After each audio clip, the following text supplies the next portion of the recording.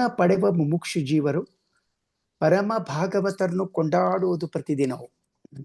So Jagannatha Dasaru ಅಪ್ಪಣೆ ಕೊಡಿಸಿದ್ದಾರೆ, ನಮಗೆ ಮುಕ್ಷು ನಾವು ಮೋಕ್ಷ ಬೇಕಂದ್ರೆ, ಮೋಕ್ಷ ಅಂದ್ರೆ ಈಗ ನಾವು ವೈಕುಂಠ ಅಂತ ಅನ್ನೋದು ಬೇಡ. ಇಲ್ಲಿ ಪ್ರಾಬ್ಲಮ್ ನಮ್ಮ ಸುತ್ತಲೇನು ನಮ್ಮ ಸಮಸ್ಯೆಗಳಿವೆ, ಅವುಗಳಿಂದ ಮೋಚನೆಯೂ ಮೋಕ್ಷನೇ. ಸೊ ನಮಗೆ ಸಾಕಷ್ಟು ಮನುಷ್ಯನ ಮೇಲೆ ಸಮಸ್ಯೆಗಳು ಇರುತ್ತೆ. ಇದಕ್ಕೆ ಏನು ಒಂದು ಸೊಲ್ಯೂಷನ್ ಹೇಳ್ತಾರೆ, ಏನಂತಂದ್ರೆ ಪರಮ ಭಾಗವತರನ್ನು ಕೊಂಡಾಡುವುದು ಪ್ರತಿದಿನವು. ಸೊ ಇವತ್ತು ಒಂದು ಪರಮ ಭಾಗವತರ ಆರಾಧನೆ, ಪೂರ್ವಾರಾಧನೆ ಇವತ್ತ.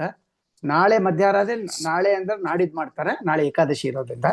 ಸೊ ಇವತ್ತೇ ನಾವು ಅವ್ರ ಬಗ್ಗೆ ಸ್ವಲ್ಪ ತಿಳ್ಕೊಂಡ್ರೆ ನಾಳೆ ನಾಡ್ದು ಅವ್ರನ್ನ ಹೆಚ್ಚು ಸ್ಮರಿಸ್ಲಿಕ್ಕೆ ಅನುಕೂಲ ಆಗುತ್ತೆ. ಸೊ ರಘುತ್ತಮ ತೀರ್ಥರ ಬಗ್ಗೆ ಸ್ವಲ್ಪ ಮಾತಾಡೋಣ ಒಂದು 15 ನಿಮಿಷ. ಶಿಷ್ಯಾದ್ಯ ಟಿಪ್ಪಣ್ಣಾಚಾರ್ಯ ಸಂಚಿತ ತಮಲಂ ಭಾವಬೋಧಾರ್ಯಂ ಭೂಯೋ ಭೂಯೋ ನಮಾಮ್ಯಂ. ಏನಿದ್ರ ಅರ್ಥ ಅಂದ್ರೆ, ಇವರಲ್ಲ, ಇವರು ಶಿಷ್ಯರೇ ಪ್ರಶಿಷ್ಯರೇ ಪ್ರಖ್ಯಾತ ಟಿಪ್ಪಣಿಕಾರರಿದ್ದಾರೆ. ಯಾರ್ಯಾರು ಅಂತಂತ ನೋಡಿದ್ರೆ ನಾವು ವೇದವ್ಯಾಸ ತೀರ್ಥರು, ವೇದೇಶ ತೀರ್ಥರು, ಆಮೇಲೆ ಯಾದವಾರ್ಯರು, ಇವರೆಲ್ಲ ಇವರ ಶಿಷ್ಯರು. ಸೊ ಆಮೇಲೆ ನಮ್ಮ ಆನಂದ ಭಟ್ಟಾರಕರು, ವಿದ್ಯಾಧೀಶರ ತಂದೆ, ತರಂಗಿಣಿ ರಾಮಾಚಾರ್ಯ, ಇವರೆಲ್ಲ ನಮ್ಮ ಸಿದ್ಧಾಂತದಲ್ಲಿ ಬಹಳ ದೊಡ್ಡ ದೊಡ್ಡ ಗ್ರಂಥಗಳನ್ನ ಬರೆದವರು. ರೊಟ್ಟಿ ವೆಂಕಣ್ಣ ಭಟ್ಟಾಚಾರ್ಯರು, ಇವರೆಲ್ಲ ರಘುತ್ತಮ ತೀರ್ಥರ ಶಿಷ್ಯರು. ಅಂಥವ್ರು ದೊಡ್ಡ ಮಹನೀಯರು. ಚಿಕ್ಕವರಿದ್ದಾಗ ಇವರಿಗೆ ಆಶ್ರಮ ಆಯಿತು, 39 ವರ್ಷಗಳವರೆಗೆ ಆಶ್ರಮ ಆಳಿದ್ದಾರೆ. ಬಟ್ ತಗೊಂಡಿದ್ದು ಬಾಲ ಸನ್ಯಾಸಿ ಇದ್ದಾಗ. ಇವ್ರಿಗೆ ಹಿಂದಿನ ಗುರುಗಳು ಆದ್ಯ ಆಚಾರ್ಯ ಅಂತಿದ್ರು, ಅವ್ರ ಹತ್ರ ಪಾಠಕ್ಕೆ ಹೋಗ್ತಾ ಇದ್ರು. ಸನ್ಯಾಸಿಗಳಾದ್ಮೇಲೆ ಅವ್ರು ಆದ್ಯಾಚಾರ್ಯ ಇನ್ನೊಬ್ರಿಗೆ ಪಾಠ ಹೇಳೋ ತರ ಮಾಡಿ ಇವ್ರಲ್ಲಿ ಕೂತ್ಕೊಂಡು ಕೇಳ್ತಾ ಇದ್ರು. ಸೊ ಒಂದ್ ದಿವ್ಸ ಅದೇನೋ ಆಯ್ತು, ದ್ವಾದಶಿ ಪಾರಣಿ ಇತ್ತು. ಇವ್ರಿಗೆ ಅವ್ರ ಕಾಯ್ಲಿಲ್ಲ ಅಂತ, ನಮ್ ಶಿಷ್ಯ ನಡೀತದ ಅಂತ ಅವರು ತೀರ್ಥ ಪ್ರಸಾದ ತಗೊಂಡ್ಬಿಟ್ಟಿದ್ದಾರೆ. ಇವ್ರಿಗೇನಾಯ್ತು, ಸ್ವಲ್ಪ ಮನಸ್ಸಿಗೆ ಬೇಜಾರಾಯ್ತು. ಯಾಕಂದ್ರೆ ಇದು ನನ್ನ ವ್ಯಕ್ತಿಗತ ಪ್ರಶ್ನೆ ಅಲ್ಲ, ಇದೊಂದು ಪೀಠ ಇದೆ, ಹಿಂದೆ ದೊಡ್ಡ ಆನಂದ ತೀರ್ಥರಿಂದ ಬಂದದ್ ಪೀಠ ಇದೆ. ಸೊ ಅವ್ರ ಗುರುಗಳಿಗೆ ಪ್ರಾರ್ಥನೆ ಮಾಡಿ ರಘುವರ್ಯ ತೀರ್ಥರಿಂದ ಆಶ್ರಮ ತಗೊಂಡಿರ್ತಾರೆ. ರಘುವರ್ಯ ತೀರ್ಥರು ಇರೋದಿಲ್ಲ ಅವಾಗ. ಇವ್ರಿಗೆ ಆಶ್ರಮ ಕೊಟ್ಟ ಮೇಲೆ ಇವರು ತುಂಬಾ ಬೇಜಾರು ಮಾಡ್ಕೊಂಡು ಮಲಗಿಬಿಡ್ತಾರೆ. ಮಲಗಿ ಸ್ವಪ್ನದ ಬೇಡ್ಕೋತಾರೆ, ಗುರುಗಳೇ ನಾನು ನಾಳಿಂದ ಪಾಠಕ್ಕೆ ಹೋಗೋದಿಲ್ಲ ಅಂತ. ಸೊ ಸ್ವಪ್ನದಲ್ಲಿ ರಘುವರ್ಯ ತೀರ್ಥರು ಬಂದು ಆಶೀರ್ವಾದ ಮಾಡ್ತಾರೆ, ನಾಳಿಂದ ನೀನ್ ಪಾಠಕ್ಕೆ ಹೋಗ್ಬೇಡಪ್ಪ, ನೀನೇ ಪಾಠ ಹೇಳು ಅಂತ. ಸೊ ಸಣ್ಣ ಹುಡುಗ ಬರೋ ದಿವಸ ಪಾಠ ಹೇಳಲಿಕ್ಕೆ ಶುರು ಮಾಡಿಬಿಟ್ರೆ, ಅಲ್ಲಿ ಯಾರೋ ಹೇಳಿದ್ರು ಅವ್ರಿಗೆ, ಆದ್ಯಾಚಾರ್ಯಗೆ ನಿಮ್ಮ ಶಿಷ್ಯ ಪಾಠ ಹೇಳ್ತಾ ಇದ್ದಾರೆ ಅಂತ ಶ್ರೀಗಳವ್ರನ್ನ. ಇದೇನ್ ಹೇಳ್ತಾರೆ ಅಂತಂದ್ರೆ, ಅಲ್ಲಿ ಬಂದ್ ಕೂತ್ರೆ ಇವ್ರಿಗೆ ಏನೇನ್ ಸಂಶಯ ಇದೆ ಆ ಸಂಶಯಗಳನ್ನ ಅವರಲ್ಲಿ ವಿವರಣೆ ಮಾಡ್ತಾ ಇದ್ದಾರೆ. ಇಂತಹ ದೊಡ್ಡವರು ರಘುತ್ತಮ ತೀರ್ಥರು. ಮಹಾತ್ಮರ ಚರಿತ್ರೆಗಳು ನೋಡಿ ಒಂದೇ ತರ ಇರ್ತದೆ, ಆಶ್ಚರ್ಯ. ಈಗ ಈ ಉತ್ತರಾದಿ ಮಠದಲ್ಲಿ ರಘುತ್ತಮ ತೀರ್ಥರು, ರಾಯರ ಮಠದಲ್ಲಿ ಶ್ರೀ ರಾಘವೇಂದ್ರ ಸ್ವಾಮಿಗಳು ಅಂತ ಹೇಳ್ತೀವಿ ನೋಡಿ. ಕೆಲವೊಂದು ಸಣ್ಣ ಕಂಪ್ಯಾರಿಸನ್ ಮಾಡೋಣ. ಇಬ್ರದು ರಾಘವೇಂದ್ರರು ಅಂದ್ರು ರಾಮ, ರಘುತ್ತಮರು ಅಂದ್ರು ರಾಮ, ಇಬ್ಬರದು ಹೆಸರುಗಳು ಅಲ್ಲೇ ಇದೆ. ರಾಮದೇವರ ಸೇವೆಗೆ ಬಂದವರು. ಆಮೇಲೆ ಇಬ್ರು ಸಕಲ ಜಾತಿಯವರು, ಬರೇ ಇವರು ಬ್ರಾಹ್ಮಣರು ಮಾಧ್ವರು ಅಂತಲ್ಲ, ಇವತ್ತು ಎಲ್ಲಾ ಜಾತಿಯವರು ಆರಾಧನೆ ಮಾಡೋರು ಇಬ್ರು ಯತಿಗಳ ಅಂತ ಹೇಳಿದ್ರೆ, ಮಂತ್ರಾಲಯ ರಾಘವೇಂದ್ರ ಸ್ವಾಮಿಗಳಂತಿ ಗೊತ್ತೇ ಇದೆ, ಇಡೀ ದೇಶ ತುಂಬಾ ಎಲ್ಲಾ ಕಡೆ ಮಾಡ್ತಾರೆ. ರಘುತ್ತಮ ತೀರ್ಥರದು ಅದೇ ರೀತಿ. ಬೇರೆ ಬೇರೆ ಜಾತಿಯವರು, ಹಿಂದೂಗಳಾಗ್ಬೇಕೆಲ್ಲ ಬೇರೆ ಜಾತಿಯವರು ಬಂದು ಅವರ ಸೇವೆ ಮಾಡಿ ಅವರ ಅನುಗ್ರಹ ಪಡ್ಕೊತಾ ಇದ್ದಾರೆ. ಸೊ ಇಬ್ಬರದು ಈ ರೀತಿ ಒಂದು ಕಂಪ್ಯಾರಿಸನ್ ಇದೆ. ಇನ್ನೂ ಒಂದು ತಮಾಷೆ ಆಗಿದೆ, ಮುಖ್ಯವಾದದ್ದು. ರಘುತ್ತಮರ ಗ್ರಂಥಗಳಿಗೆಲ್ಲ ಹೆಸರು ಭಾವಬೋಧ ಅಂತ, ಭಾವಬೋಧ. ರಾಯರ ಎಲ್ಲಾ ಗ್ರಂಥದಲ್ಲಿ ಮ್ಯಾಕ್ಸಿಮಮ್ ಹೆಚ್ಚಿನ ಗ್ರಂಥಗಳಿಗೆ ರಘುತ್ತಮರದ್ದು ಹೇಗೆ ಭಾವಬೋಧ ಅಂತ ಹೆಸರಿದೆ, ಅವೆಲ್ಲ ಟಿಪ್ಪಣಿಗಳಿಗೆ. ರಾಯರ ಗ್ರಂಥಗಳು ಬರೆದು ಭಾವದೀಪ ಅಂತ. ನೋಡಿ ಎಷ್ಟೊಂದು ಸಿಮಿಲಾರಿಟಿ ಇದೆ. ಇಬ್ರು ಭಾವ ಅನ್ನೋ ಶಬ್ದವನ್ನ ಆರಿಸ್ಕೊಂಡಿದ್ದಾರೆ, ಯಾಕಂತ ಗೊತ್ತಿಲ್ಲ. ಆ ಭಾವ ಅಂತಂದ್ರೆ ಇಲ್ಲೇ ಭಾವ ಅಂದ್ರೆ ಸುಖ, ಆನಂದ ಅಂತ ಅರ್ಥ ಇದೆ. ಭಗವದ್ಗೀತೆಯಲ್ಲಿ ರಾಯರೇ ಬರೆದಿದ್ದಾರೆ ಗೀತಾ ವಿವೃತ್ತಿಯಲ್ಲಿ. ಸೊ ವಿಷ್ಣು ತತ್ವ ನಿರ್ಣಯ ಭಾವಬೋಧ ಅಂತ ಇವ್ರು ಅಂದ್ರೆ, ವಿಷ್ಣು ತತ್ವ ನಿರ್ಣಯ ಭಾವದೀಪ ಅಂತ ಇವ್ರು ಈ ರೀತಿ ರಾಯರು ಬರ್ತಿದ್ದಾರೆ. ಇನ್ನೂ ಒಂದು ಕಂಪ್ಯಾರಿಸನ್ ಇದೆ. ರಾಯರ ಅಚ್ಚುಮೆಚ್ಚಿನ ಶಿಷ್ಯ ಏನು ಓದ್ಕೊಂಡಿಲ್ಲ, ವೆಂಕಣ್ಣ ಅಂತ ನಿಮ್ಗೆ ಗೊತ್ತು, ದಿವಾನ್ ಆಗಿದ್ ಗೊತ್ತು. ಇನ್ನೊಬ್ಬ ವೆಂಕಣ್ಣ, ನೀರ್ ತುಂಬೋ ವೆಂಕಣ್ಣ ಇರ್ತಾನ, ಅವನು ಮುಕ್ತಿಗೆ ಹೋಗ್ಬೇಕಂದಿರ್ತಾನೆ. ರಾಯರವ್ರಿಗೆ ಅವನಿಗೆ ಆಗ್ಲಪ್ಪ ಅಂತ ಹೇಳಿ ಎಲ್ಲಾ ಮಂತ್ರಗಳು ಹೇಳಿಸಿ ಅವನ್ನ ಯಜ್ಞಕುಂಡದಲ್ಲಿ ಹಾರಿಸಿದಾಗ ಕೆಲವೆಲ್ಲ ಶಿಷ್ಯರಿಗೆ ಇದೇನಾಯ್ತು ಅಚಾತುರ್ಯ ಅಂದ್ರೆ, ರಾಯರ ಮೇಲೆ ವಿಮಾನದಲ್ಲಿ ತೋರಿಸ್ತಾರೆ, ಮೇಲ್ ನೋಡಿ ಅಂತ.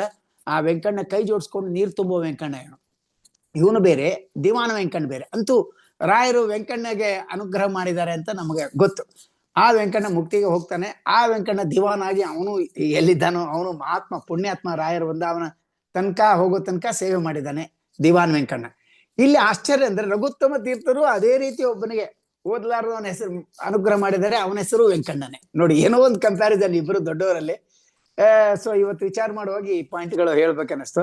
ಒಬ್ಬನು ಅಲ್ಲಿ ಮಠದಲ್ಲಿ ಅಡಿಗೆ ಮಾಡುವನು, ಚಿಕ್ಕ ನೈವೇದ್ಯ ಮಾಡುವನು. ಒಂದ್ಸಲ ರಘುತ್ತಮ ತೀರ್ಥರು ತಮ್ಮ ಪಾಠ ಪ್ರವಚನ ಎಲ್ಲ ಆದ್ಮೇಲೆ ಓದ್ಕೋತ್ ಕೂತಿದ್ದಾರೆ. ಒಬ್ಬ ಶಿಷ್ಯ ಅಲ್ಲಿಯೇ ಕೈ ಜೋಡ್ಸ್ಕೊಂಡು ನಿಂತಿದ್ದಾನೆ, ಕಣ್ಣೀರ್ ಹರಿತಾ ಇದೆ ಅವನಿಂದ. ರಘುತ್ತಮರಿಗೂ ಜ್ಞಾನಿಗಳು ಸ್ವಲ್ಪ ಹೊತ್ತಾದ್ಮೇಲೆ ಕಣ್ಣೆತ್ತಿ ನೋಡ್ತಾರೆ, ಅಳ್ತಾ ಇದ್ದಾನೆ. ಯಾಕೋ ವೆಂಕಣ್ಣ, ಏನಾಯ್ತು ಒಮ್ಮಿಂದೊಮ್ಮೆ ಅಳ್ತಾ ಇದೆಯಲ್ಲ? ಇಲ್ಲ ಸ್ವಾಮಿ, ನಾನು ತುಂಬಾ ತುಂಬಾ ನಾನು ಅಧಮಾಧಮ, ತುಂಬಾ ನಾನು ಅದೃಷ್ಟ ಏನೂ ಇಲ್ಲ ನನಗೆ. ಯಾಕೆ ಅದೃಷ್ಟ ಇಲ್ಲಪ್ಪ? ಎಲ್ಲ ಅನುಕೂಲ ಇದೆಯಲ್ಲ ಮಠದಲ್ಲಿ, ಚೆನ್ನಾಗಿ ರಾಮದೇವ್ರ ಸೇವೆ ಮಾಡ್ತೀಯಾ, ದಿನ ಊಟ ಉಪಚಾರಕ್ಕೆ ಏನು ಕೊರತೆ ಇಲ್ಲ. ಇಲ್ಲ ಸ್ವಾಮಿ, ತಮ್ಮ ಹತ್ರ ಎಂತೆಂತವ್ರು ಬಂದು ಓದಿ ದೊಡ್ಡ ದೊಡ್ಡ ಜ್ಞಾನ ಬೆಳಗಿಸ್ಕೊಂಡ್ರು, ನಾನು ಮಾತ್ರ ಇದೇ ರೀತಿ ಉಳ್ಕೊಂಡ್ಬಿಟ್ನಲ್ಲ ಅಂತಂತೆ. ತುಂಬಾ ಮನಸ್ಸಲ್ಲಿ ದುಃಖ ಆಗಿತ್ತು. ನಾನು ಇಂಥವ್ರು ಸಿಕ್ಕಾಗೆ ಓದ್ಲಿಲ್ಲ ಅಂದ್ರೆ ಇನ್ ಯಾವಾಗ ಓದ್ತೀನಿ ಅಂತ. ತುಂಬಾ ಕರುಣೆ ಬಂತು ಅಂದ್ಮೇಲೆ, ಬಾರೋ ವೆಂಕಣ್ಣ ಅಂತಂದ್ರು. ಒಂದ್ ಸ್ವಲ್ಪ ಮಂತ್ರಾಕ್ಷತೆ ತಗೊಂಡ್ರು, ಅವ್ನ ತಲೆ ಮೇಲೆ ಹಾಕಿದ್ರು. ನಾಳೆಯಿಂದ ನೀನು ಗ್ರಂಥ ಬರಿಯಪ್ಪ, ಇನ್ನು ಓದೋದಾಯ್ತು ಅಂತ ಹೇಳಿದ್ರು. ಅವರೇ ರೊಟ್ಟಿ ವೆಂಕಣ್ಣ ಭಟ್ಟಾಚಾರ್ಯ ಅಂತ. ಇವತ್ತಿಗೂ ರೊಟ್ಟಿ ಅಂತ ಹೆಸರು ಉಳಿಸ್ಕೊಂಡಿದ್ದಾರೆ. ಯಾಕಂದ್ರೆ ಅಡಿಗೆ ಮಾಡೋರು ಅಂತ ನೆನಪಿರ್ಲಿ ಅನ್ಲಿಕ್ಕೆ ರೊಟ್ಟಿ ವೆಂಕಣ್ಣ ಭಟ್ಟಾಚಾರ್ಯರು ಅಂತ ಹೆಸರು. ರೊಟ್ಟಿ ವೆಂಕಣ್ಣಾಚಾರ್ಯ ಅವರೇ ಸಾಕಷ್ಟು ಟಿಪ್ಪಣಿಗಳದ್ದು ಬರೆದಾರಂತ ಗೊತ್ತಾಗತ್ತೆ.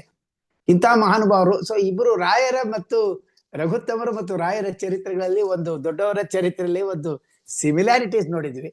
ಇಂಥ ರಘುತ್ತಮ ತೀರ್ಥರ ಬಗ್ಗೆ ಜ್ಞಾನಿಗಳ ಕೊಂಡಾಡಿದ್ದಾರೆ.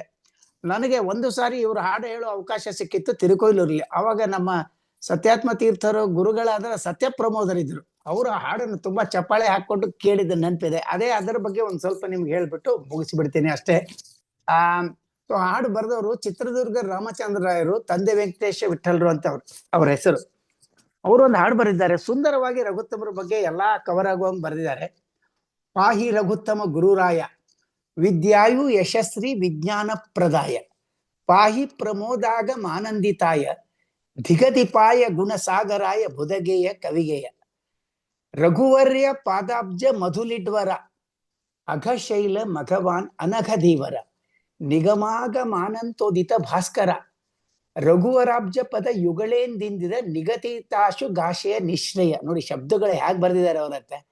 ನತಕಲ್ಪ ದ್ರುಮಸಿದ್ಧ ನಿಕಷಾತ್ಮಜ, ಶಿತಿಕಂಠ ಯುತನೀತ ವಾತಾತ್ಮಜ, ಯತಿವರ್ಯ ನೃತತತ್ವ ಕೃತುಋತ್ವಿಜ, ಕ್ಷಿತ್ಯಮೃತಾಂದಸ ಸತ್ತಮ ದಕ್ಷಿಣ ಚಿತ್ತಜಾರಿ ಧ್ವನಿ ನಿತ್ಯ ವಿಹಾರಿ, ನಿರವಧ್ಯ ಸುಖ ಭಾವ ಬೋಧಾತ್ಮಕ, ನಿರವಧ್ಯ ಸುಖ ಭಾವ ಬೋಧಾತ್ಮಕ, ಸಿರಿತಂದೆ ವೆಂಕಟೇಶ ವಿಠಲಾರ್ಚಕ, ಸ್ಮರ ಸಂವತ್ಸರ ಪುಷ್ಯ ಶುಕ್ಲಾಧಿಕ, ಸ್ವರ್ಧಿನಾಭ್ರಪುರ ನಿರ್ಗಮನೋತ್ಸುಕ, ದುರ್ಗಮ ಭವ ಸಂಸರ್ಗ ವಿದಾರಕ. ಇದ್ರಲ್ಲಿ ಏನ್ ಬರೆದಿದ್ದಾರೆ ಅಂದ್ರೆ, ಆ ಶಬ್ದಗಳು ಹೇಗಿದೆ ಅಂದ್ರೆ ತಂದೆ ವೆಂಕಟೇಶ ವಿಠಲರದು ಒಂದಕ್ಕಿಂತ ಒಂದು. ಸಂಸ್ಕೃತ ಕನ್ನಡ ಅಂತ ಹೆಸರಿಗೆ ನೋಡಿ, ದಿಗದಿಪಾಯಿ, ಇವ್ರ ದಿಕ್ಕಿಗೆ ಅಧಿಪತಿ ಅಂತ ಹೇಳಿದ್ದಾರೆ. ಅಂದ್ರೆ ಅವರು ತಂದೆ ಜ್ಞಾನಿಗಳು ಬರೆದಿದ್ದಾರೆ. ಇವರು ನಿವೃತ್ತಿ ಅಂತಂತ ತುಂಬಾ ಜನ ಹೇಳ್ತಾರೆ. ಇವ್ರು ನಿವೃತ್ತಿ ಅಂಶ ಅಂತ ಘಟೋದ್ಗಜ ಆಗಿದ್ರು, ರಾಮಾಯಣ ಟೈಮ್ದಲ್ಲಿ ದುರ್ಮುಖ ಅನ್ನೋ ಕಪಿ ಆಗಿದ್ರು.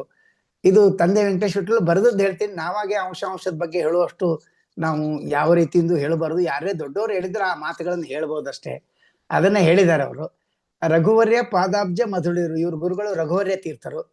ನಮ್ಮ ಪರಂಪರೆಯಲ್ಲಿ ನಿಮ್ಗೆ ಗೊತ್ತು, ಆನಂದ ತೀರ್ಥರು, ಪದ್ಮನಾಭ ತೀರ್ಥರು, ನರಹರ ತೀರ್ಥರು, ಮಾಧವ ತೀರ್ಥರು, ಅಕ್ಷೋಭ್ಯ ತೀರ್ಥರು, ಜಯತೀರ್ಥರು, ವಿದ್ಯಾಧಿರಾಜರು, ಕವೀಂದ್ರರು, ವಾಗೀಶರು, ರಾಮಚಂದ್ರ ತೀರ್ಥರು, ವಾಗೀಶರು. ಅದಾದ್ಮೇಲೆ ನಮ್ಗೆ ಯಾರು ಬರ್ತಾರೆ? ಇಲ್ಲಿ ವಿದ್ಯಾನಿಧಿ ತೀರ್ಥರು, ಅಲ್ಲೇ ವಿಭುಧೇಂದ್ರ ತೀರ್ಥರು ಅಂತ. ಎರಡೂ ಕಡೆ ದೊಡ್ಡವರೇ. ಯದ್ಭಕ್ತ್ಯ ಮೂಲ ರಾಮಸ್ಯ ಪೀಠಿಕಾ ತ್ಯಕ್ತ ಭೂಮಿಕಾ ವಿದ್ಯಾನಿಧಿಂ ಧಿಯಂ ದದ್ಯಾತ್ ಅಷ್ಟಶಬ್ದ ಪೂಜಕ ಅಂತ. ವಿದ್ಯಾನಿಧಿ ತೀರ್ಥರಿಗೆ ರಘುನಾಥ ತೀರ್ಥರು ಅಂತ, ಅವ್ರ ಶಿಷ್ಯರು ರಘುವರ್ಯರು, ಅವ್ರ ಶಿಷ್ಯರು ರಘುತ್ತಮ ತೀರ್ಥರು ಅಂತಂತ ಇವ್ರದ್ದು ಆ ಪರಂಪರೆಯಲ್ಲಿ ಇವ್ರದ್ದು. ಸೊ ಅದನ್ನ ಹೇಳ್ತಾ ಇದ್ದಾರೆ. ರಘುವರ್ಯ ಪಾದಾಬ್ಜ ಮಧುಲಿಡ್ವರ, ಇವರ ಪಾದ ಕಮಲದ ಭೃಂಗ ಅಂತ ರಘುವರ್ಯ ತೀರ್ಥರದು.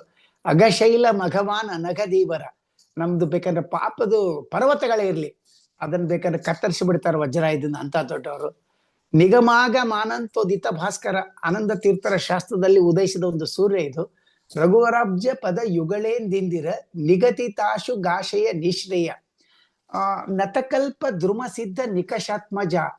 ಇಲ್ಲಿ ಏನಂತಂದ್ರ, ನತಕಲ್ಪ ಭಜಿಸಿದವರಿಗೆಲ್ಲ ಇವರು ಕಲ್ಪತರು ಕಾಮಧೇನು ಅಂತ ಇವ್ರ ಶ್ಲೋಕದಲ್ಲೇ ಇದೆ. ಶಿತಿಕಂಠ ಯುತನೀತ ವಾತಾತ್ಮಜ, ಇದು ಮಾತ್ರ ಹರಿಕಥಾಮೃತದಲ್ಲಿ ಇದೆ. ಏನಿದೆ ಹರಿಕಥಾಮೃತದಲ್ಲಿ? ನಿರುತಿಗೆರಡವತಾರ ದುರ್ಮುಖ ಹರಯುಗ ಘಟೋದ್ಗಜನು ಅಂತಿದೆ. ಹರಯುತ ಘಟೋದ್ಗಜನು, ಅದನ್ನೇ ಇವರು ಶಿತಿಕಂಠ ಅಂದ್ರ ಹರ, ಶಿತಿಕಂಠ ಯುತನೀತ ವಾತಾತ್ಮಜ. ವಾತಾತ್ಮಜ ಭೀಮನ ಮಗ ಅಂತ ಹೇಳಿದ್ದಾರೆ. ಅಂದ್ರೆ ಅದೇ ಘಟೋದ್ಗಜ ಅಂತ ಇವ್ರು ಹೇಳ್ಬಿಟ್ಟಿದಾರಲ್ಲಿ. ಆಮೇಲೆ ಕೊನೆ ಶ್ಲೋಕದಲ್ಲಿ ನಿರವಧ್ಯ ಸುಖ ಭಾವಬೋಧಾತ್ಮಕ ಭಾವಬೋಧವನ್ನು ಅಂದ್ರೆ ಮಧ್ವಾಚಾರ್ಯರ ಜಯತೀರ್ಥರ ಏನ್ ಬರೆದಿದ್ದಾರೆ ಆ ಭಾವವನ್ನು ಎಲ್ಲರಿಗೂ ಗೋಚರವಾಗುವಂಗ ಅದಕ್ಕೆ ಭಾವಬೋಧಾಚಾರ್ಯ ಅಂತ ಹೆಸರಿದು. ಸಿರಿತಂದೆ ವೆಂಕಟೇಶ ವಿಠಲಾರ್ಚಕ ಸ್ಮರ ಸಂವತ್ಸರ ಪುಷ್ಯ ಶುಕ್ಲಾಧಿಕ.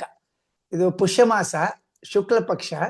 ಸ್ಮರ ಸಂವತ್ಸರ, ಸ್ಮರ ಅಂದ್ರೆ ಮನ್ಮಥನಾಮ ಸಂವತ್ಸರ. ಮನ್ಮಥನಾಮ ಸಂವತ್ಸರದಲ್ಲಿ ಇವರು ಯಾತ್ರೆ ಮಾಡಿದ್ದು. ನೋಡಿ ಹೇಗಿದೆ ಮನ್ಮಥನಾಮ ಸಂವತ್ಸರ. 1595 ಬರುತ್ತೆ ಮನ್ಮಥನಾಮ ಸಂವತ್ಸರ. ಮನ್ಮಥನಾಮ ಸಂವತ್ಸರ 1595.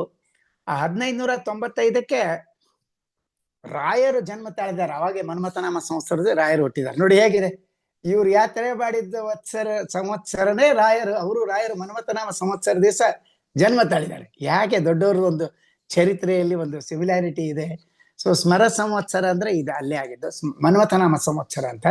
1595 ಮನ್ಮಥನಾಮ ಸಂವತ್ಸರ ಬರುತ್ತೆ ಆಕ್ಚುಲಿ. ಪುಷ್ಯ ಶುಕ್ಲಾಧಿಕ ಅಂದ್ರೆ ಶುಕ್ಲ ಏಕಾದಶಿ ದಿವಸ ಇವರು ಯಾತ್ರೆ ಮಾಡಿದ್ದಾರೆ. ಅದಕ್ಕೆ ಇವ್ರ ಆರಾಧನೆಯನ್ನು ದ್ವಾದಶಿ ದಿವಸ ಆಚರಣೆ ಮಾಡ್ತಾರೆ. ನನಗೆ ಇದು ಮೊದಲೇ ಪ್ಲಾನ್ ಇರ್ಲಿಲ್ಲ. ಯಾವುದೋ ಒಂದು ಗ್ರೂಪ್ನವರು ಇವತ್ತು ನನಗೆ ಮಾಡ್ಬೇಕಂತ ಹೇಳಿದ್ರು, ಆಯ್ತು ಅಂತಂದೆ. ಅದಕ್ಕೇನೋ ಮಾಡಿದಾಗ ನನಗೆ ಮಧ್ವಶಾಖ ಮೂಲಕ ಮಾಡಿದರೆ ಖುಷಿ ಅಂತ ಆನೆಸ್ಟ್ ಆಗಿ ಅನ್ಸಿತ್ತು. ಅದೇನೋ ಇಲ್ಲಿ ಅವಕಾಶ ಕೊಟ್ಬಿಟ್ರು ಮಾಧವ ಕುಲಕರ್ಣಿ ಮತ್ತು ಅನಿಲ್ ಹರಿಹರ್ ಅವರು. ನನಗೆ ದಿನ ಜಾಯಿನ್ ಆಗ್ಲಿಕ್ಕೆ ಆಗ್ತಾ ಇಲ್ಲ. ನಾನೊಬ್ಬ ಅಜ್ಞಾನಿ ಪಾಮರ, ಓಪನ್ ಆಗಿ ಹೇಳ್ತೀನಿ, ರೆಕಾರ್ಡೆಡ್ ಇರ್ಲಿ, ಅದು ನನಗೇನು ಅಲ್ಲ. ಆದ್ರೆ ಒಂದೆರಡು ವಾಕ್ಯ ರಘುತ್ತಮ ತೀರ್ಥರ ಬಗ್ಗೆ ಹೇಳಿದ್ದಕ್ಕೆ ಅವ್ರು ನನ್ನ ನಾಲಿಗೆ ಶುದ್ಧ ಆಗತ್ತೆ ಅಂತ ಹೇಳಿರೋದು. ಅದನ್ನ ಅವಕಾಶ ಕೊಟ್ಟಂತ ಮೊದಲು ನಿಯೋಜಿಸಿದವ್ರಿಗೂ ಧನ್ಯವಾದಗಳು. ಅದಕ್ಕೆ ನಾನು ಸ್ವಲ್ಪ ಹೇಳ್ಬೇಕಂತ ತಯಾರು ಮಾಡ್ಕೊಂಡೆ. ಹಾಗೆ ಈ ಗ್ರೂಪ್ ನಲ್ಲಿರೋ ಅನಿಲ್ ಹರಿಹರ್ ಮತ್ತು ಮಾಧವ ಕುಲ್